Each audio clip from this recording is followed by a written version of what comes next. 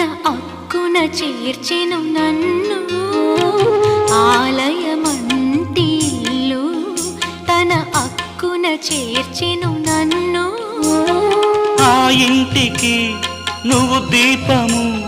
నా కంటికి నువ్వు జీవము మూసిన తలుపులు తీసి ఆశలు దోసిట పోసి మమతను పంచిన మహనీయుడ నిన్ను ఏమని పిలువను నేను ఇలవేల్పుగా నిన్ను కొలిచేను